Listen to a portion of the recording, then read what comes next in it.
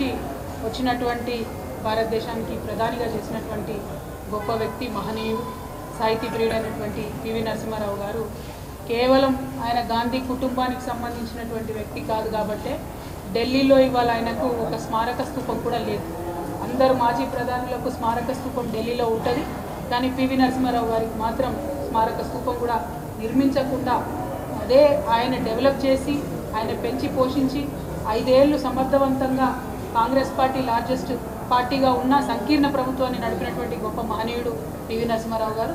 కనీసం ఆయనకు ఒక స్మారక స్తూపం కట్టకుండా వారిని కాంగ్రెస్ పార్టీ అవమానించడం, అవసాన దశలో చాలా రకాలుగా కేసులు పెట్టి లీగల్గా ఇష్యూస్ చేసి ఇబ్బంది పెట్టినటువంటి సందర్భంలో కూడా మన తెలంగాణ బిడ్డ మరి అన్ని కేసులను ఎదుర్కొని ఒక మంచి క్లారిటీతోని క్లియరెన్స్ వచ్చిన తర్వాత కేసెస్ చాలా తన ప్రతిష్ట పెరగడం కూడా జరిగింది.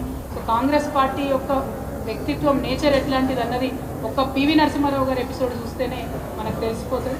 కాబట్టి ఈరోజు కేసీఆర్ గారు తెలంగాణ రాష్ట్రం ఏర్పడిన వెంటనే మన బిడ్డను మనం గౌరవించుకోవాలి, తెలంగాణ బిడ్డ ప్రధానమంత్రిగా అయినటువంటి వ్యక్తి వారి గొప్పతనాన్ని ముందు తరాలకు అందించాలి అని చెప్పి వారు మెమోరియల్ని, పివి మెమోరియల్ని మనకు నిర్మించడం నెక్లెస్ రోడ్లో, అట్లానే పివి నరసింహారావు గారికి సంబంధించి అనేక కార్యక్రమాలు చేయడం, శత జయంతి సంవత్సరం చేసినప్పుడైతే చాలా గర్వంగా అనిపించింది. ప్రపంచవ్యాప్తంగా మన వాళ్ళందరూ కూడా మనం ఉత్సవాలు చేసుకోవడం జరిగింది. ఆస్ట్రేలియా లాంటి ప్లేస్లో పివి నరసింహారావు గారి విగ్రహాన్ని ప్రతిష్టాపన చేయడం జరిగింది. సో అట్లా ఎంతో గొప్పగా పివి నరసింహారావు గారిని ఆకాశం ఎత్తుకే మనం చూపించుకున్నాము, వారిని కాపాడుకున్నాము. వారి గౌరవాన్ని ఇక ముందు కూడా అలాగే కాపాడుకుంటూ ఇప్పుడున్నటువంటి రాజకీయ నాయకులందరూ కూడా పివి నరసింహారావు గారు స్ఫూర్తిగా నిలుస్తారని చెప్పి నేను భావిస్తూ ఉన్నాను. ఎందుకంటే వారు ఎప్పుడో ఒక మాట చెప్పేవారు, ఎంత డిప్లొమాటిక్ ఉంటే అంత బాగుంటుంది పాలిటిక్స్లో అని.